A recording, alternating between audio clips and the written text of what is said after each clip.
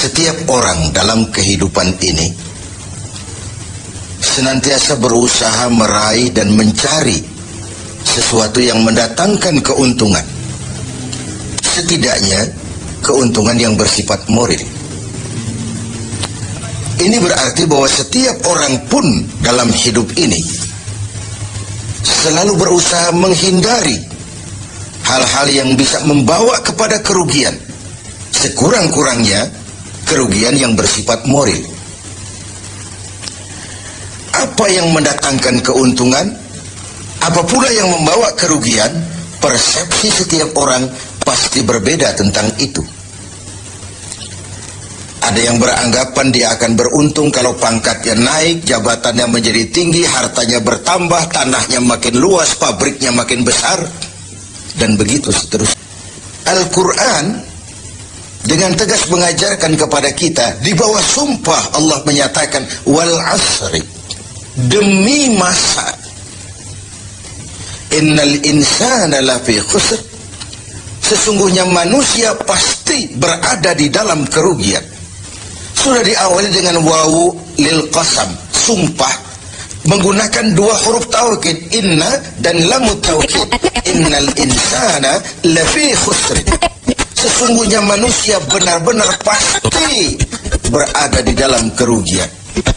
Tanahnya luaskah, pabriknya banyakkah, hartanya berlimpahkah, jabatannya makin tinggikah, pasti di dalam kerugian.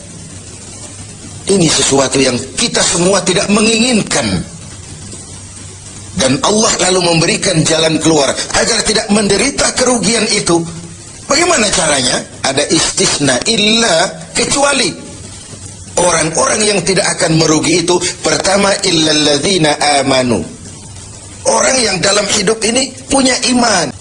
Jadi alangkah indahnya jabatan itu kalau jatuh di tangan orang beriman. Alangkah baiknya harta itu kalau dipegang tangan orang yang beriman. Alangkah manfaatnya ilmu pengetahuan itu kalau dipegang juga oleh tangan orang-orang yang beriman. Imanlah yang menyelamatkan manusia dari kerugian. Ada ungkapan bahwa ilmu bikin hidup jadi mudah, seni bikin hidup jadi indah, dan iman bikin hidup jadi terarah. Tidak terbayangkan bagaimana sebuah jabatan apabila tidak dilandasi dengan keimanan. Tidak terbayangkan bagaimana nasib harta benda kalau jatuh di tangan orang yang jauh dari iman. Karena itu untuk selamat dari kerugian, nilai imanlah adanya. Tanpa nilai iman, semua akan jadi fata morgana. Hal kedua yang menyelamatkan manusia dari kerugian adalah wa amilus shalihat. Iman tadi dibuktikan dengan amal soleh. Sebab apa? Iman adalah generator. Iman adalah power yang melahirkan energi dan menimbulkan gejala. Seseorang beriman atau tidak bisa kita lihat, tapi bisa kita dinilai dari gejala yang ditimbulkan oleh nilai iman tadi dalam bentuk amal soleh. Sehingga dalam keseharian kita bisa bilang, orang itu imannya bagus ya. Kok tahu kamu? Sujudnya hebat. Orang itu imannya bagus ya. Kok ngerti kamu? Sedekahnya berani. Orang itu imannya tinggi ya. Kok tahu kamu? Jihadnya luar biasa. Iman sesuatu yang abstrak, tetapi dia menimbulkan gejala, dan gejalanya tidak lain adalah amal yang saleh. Kalau sebuah power generator tidak menimbulkan gejala, tentu terjadi something wrong. Ada yang salah, bisa korsleting, bisa kebakaran, bisa tidak nyambungnya arus pendek dan arus panjang, tidak bertemunya negatif dan positif, dan begitu seterusnya. Begitulah kalau iman tidak menimbulkan refleksi berupa amal yang soleh, ada sesuatu yang harus diservis, ada sesuatu yang harus diperbaiki. Maka dalam berbagai ayat di dalam Al-Quran, amanu tidak terpisahkan dengan wa amilus sholihat. Iman, amal soleh. Iman, amal soleh. Sebagai pertanda, dua hal itu memang tidak bisa terpisah satu dengan yang lain. Gak bisa secara tenang-tenang orang berkata, saya biar pelit iman saya kuat loh. Saya biar tidak sholat iman saya mantap mas. Saya biar tidak pernah jihad tapi iman saya luar biasa. Tidak mungkin logika seperti itu. Setiap amanu melahirkan gejala yang disebut amal saleh. Ini hal yang ketiga. Yang keempat, setelah iman dan amal saleh, tawasaw bil haq, saling menasihati dalam kebenaran, bukan dalam kebatilan, bukan dalam kemunkaran. Setiap kita berkewajiban menegakkan yang ma'ruf, mencegah yang munkar sesuai dengan bidang dan kemampuan kita masing-masing. Orang yang selamat dari kerugian selalu menasihati dalam kebenaran, betapapun resikonya, betapapun kondisi masyarakatnya. Tegar, dan ini pernah diingatkan oleh Rasul, akan selalu ada di tengah umatku sekelompok orang yang tegak menyatakan kebenaran. Dia tidak takut resiko yang tumbuh karenanya. Sebagai yang diungkapkan oleh Napoleon, kalau ada 1000 penegak kebenaran, saya satu di antara yang 1000 itu. Kalau ada 100 orang yang menegakkan kebenaran, saya juga satu dari yang 100 itu. Kalau ada 10 orang yang menegakkan kebenaran, saya pun satu dari yang 10 itu. Kalau hanya 1 orang yang berjuang menegakkan kebenaran, sayalah yang satu itu. Walaupun besok langit akan runtuh, bumi akan bergulung, kebenaran tetaplah kebenaran. Orang yang tegar menghadapi kebenaran makin langka. Orang yang tidak larut di dalam memperjuangkan kebenaran semakin sedikit jumlahnya. Tapi kalau kebenaran tidak ditegakkan, keadilan tidak dinyatakan, maka kebatilanlah yang akan berkuasa. Sungguh pun demikian. Yang keempat, Allah menutup ayat ini, wa tawasaw bis sabr. Nasihat menasihati dalam kebenaran dan nasihat menasihati dengan cara yang sabar. Kalau kebenaran sebuah prinsip, maka kesabaran adalah sebuah strategi. Jika kita benar, kita harus sabar. Kalau kita sabar, harus karena benar. Kebenaran tanpa kesabaran membuat kita mudah dipatahkan orang. Sebaliknya, kesabaran tanpa kebenaran membuat kita diinjak terus oleh yang lain.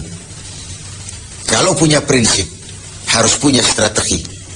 Strategi digunakan untuk sebuah prinsip. Prinsip tanpa strategi, habis kita digusur orang. Strategi tanpa sebuah prinsip, habis kita diinjak terus oleh yang lain. Inilah Ramadan, di mana kita berusaha meraih keuntungan yang sebesar-besarnya. Setidaknya keuntungan yang bersifat moral, dengan melakukan pendekatan-pendekatan yang intensif kepada Allah, dengan memupuk keimanan, memperbanyak amal saleh, nasihat menasihati di dalam kebenaran, dan menasihati dengan cara yang sabar, sehingga terhindarlah kita dari kerugian. Setidaknya kerugian secara moral. Kalau kehilangan harta kita sangat merugi, bagaimana pula kalau kehilangan iman? Bagaimana pula kalau kita kehilangan amal saleh, menghadap Allah tidak ada bekal yang kita bawa? Bagaimana pula kalau kita tidak ikut tegak menegakkan kebenaran, bahkan larut dalam kebatilan, berpangku tangan terhadap ketidakadilan? Kata Nabi, as-sakitu 'alal batil syaitanun akhras. Orang yang diam dari menghadapi kebatilan, tidak berani menyuarakan kebenaran, sama dengan setan gagu. Sekali lagi, orang yang tidak mau menyuarakan kebenaran dan diam menghadapi kebatilan, oleh Nabi dikatakan syaitanun akhras, sama dengan setan yang gagu. Berlindung kita kepada Allah, jangan masuk dalam kelompok yang seperti itu. Dari ayat surah yang pendek ini kita ambil beberapa catatan. Pertama, intan paling mahal, mutiara paling berharga dalam hidup ini tidak lain adalah nilai-nilai iman. Biarkan zaman berubah, akidah jangan sampai goyah. Silahkan masa berganti, keyakinan jangan jadi mati. Karena iman kita hidup, untuk iman kita berjuang, dan dalam iman kita ingin kembali menghadap Allah. Yang kedua, buah daripada iman adalah amal saleh. Amal saleh refleksi yang ditimbulkan oleh nilai-nilai keimanan. Bahkan diketahui iman seseorang dari amal saleh yang dikerjakannya. Yang satu merupakan fondasi, yang lain merupakan hasil buah dari fondasi yang kokoh itu tadi.